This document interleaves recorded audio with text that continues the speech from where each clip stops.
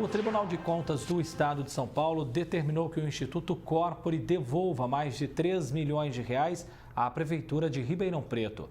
Essa condenação é resultado de irregularidades em um convênio que foi firmado no ano de 2011 pela então prefeita Darcy Vera. O Tribunal de Contas do Estado encontrou irregularidades na prestação de repasses feitos pela Prefeitura de Ribeirão Preto ao Instituto Corpore para o desenvolvimento da qualidade de vida em 2013. Na decisão, a OCIP deve devolver mais de 3 milhões de reais aos cofres públicos do município, com valores atualizados. A entidade também está impedida de receber novos recursos até a quitação do débito.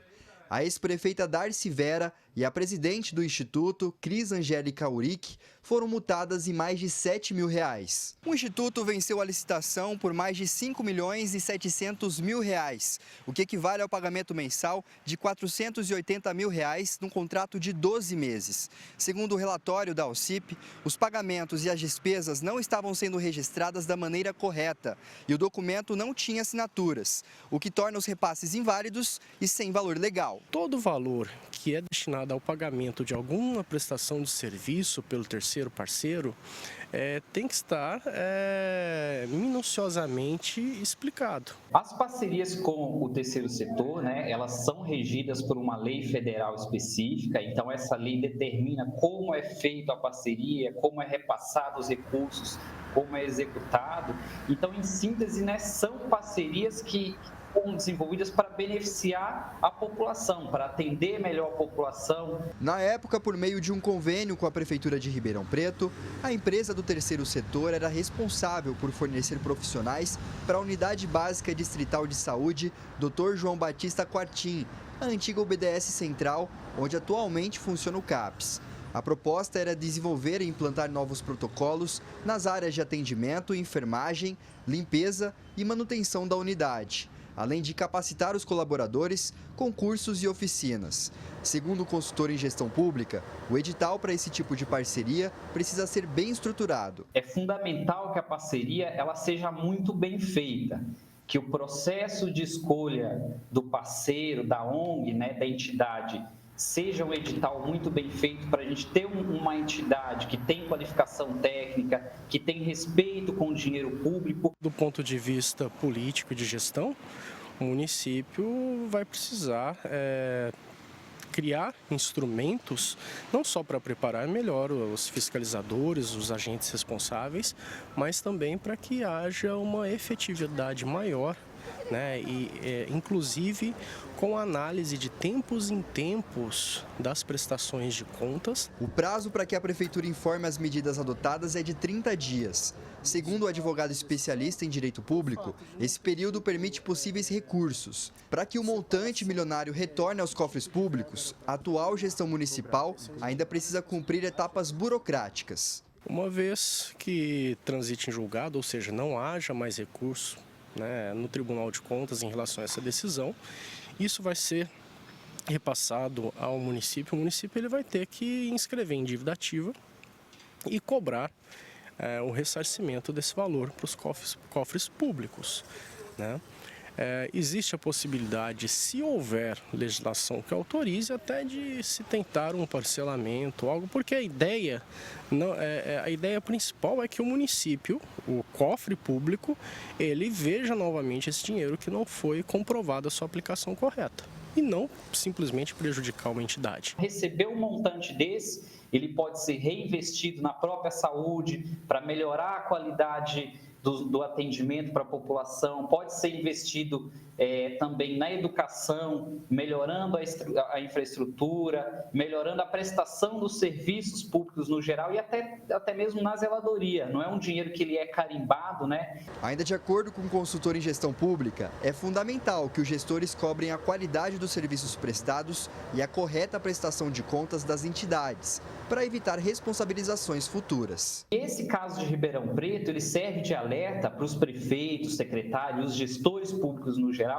para verem a importância de se acompanhar de perto uma parceria dessa. Isso, se ele entender que a prestação de contas não está sendo bem feita, ele não pode hesitar em eventualmente até rescindir um contrato. Edson Ferreira para o Jornal da Clube. Nós não conseguimos contato com as defesas de Darcy Vera e também do Instituto Corpore. Igor Lorenzato, cientista político, já conosco ao vivo aqui no nosso canal digital da Clube. Igor, bem-vindo, meu caro, prazer falar com você mais uma vez. O que essa decisão muda para a Prefeitura de Ribeirão Preto e para a empresa que fez esse convênio lá na época em que a então prefeita era a Darcy Vera? Igor, ótima tarde. Boa tarde a todos que é o Jornal da Clube. Para a Prefeitura, a palavra de ordem agora é reparação. Ela precisa abrir um processo de cobrança, explicar ao Tribunal de Contas em 30 dias quais providências tomou e possivelmente instaurar a sindicância para apurar responsabilidades internas. Qualquer novo convênio vai acabar ficando sob suspeita, exigindo até da Prefeitura controles mais rígidos e relatoria mensal detalhada.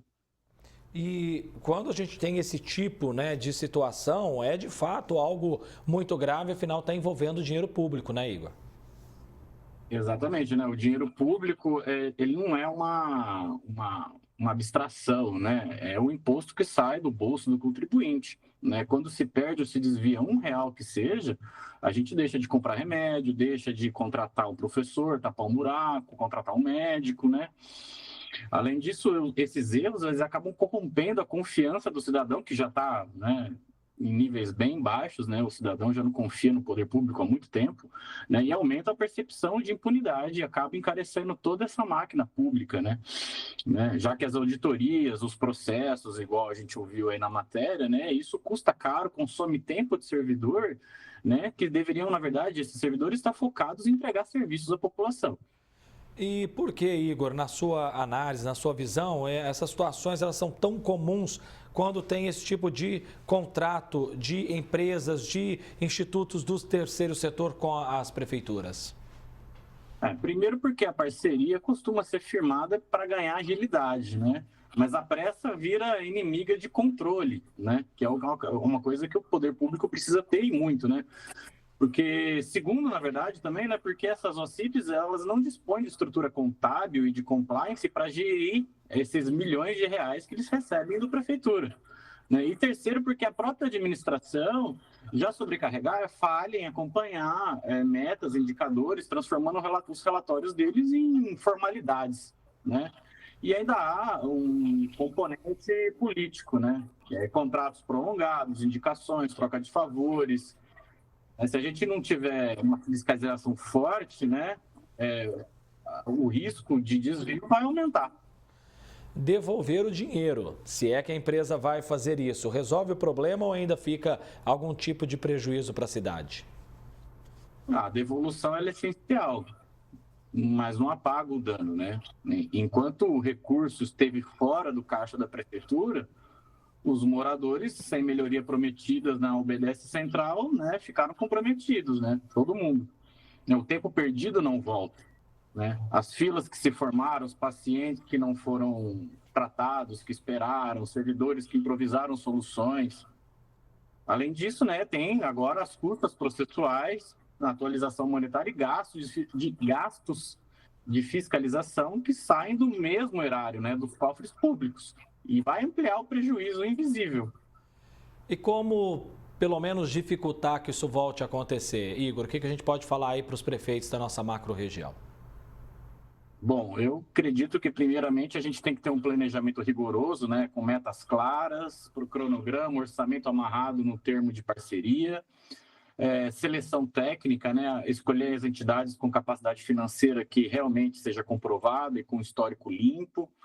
Transparência em tempo real, que não é difícil nos dias de hoje, Publicar extratos, notas fiscais, indicadores em plataforma aberta, Acho que a pressão social ela é muito boa nessas horas, Melhor até do que a Câmara de Vereadores, que deveria estar fiscalizando também, A gente não pode esquecer do papel dos vereadores, Auditorias independentes, eu acho que relatórios externos e sem vínculos com a gestão acabam trazendo mais transparência e capacitação e integridade, Treinar os gestores para estimular o melhor compliance possível. Igor Lorenzato, cientista político, agradeço muito a sua presença com a gente aqui mais uma vez, Igor. Bom fim de semana e até mais. Obrigado a todos, um ótimo final de semana. Até.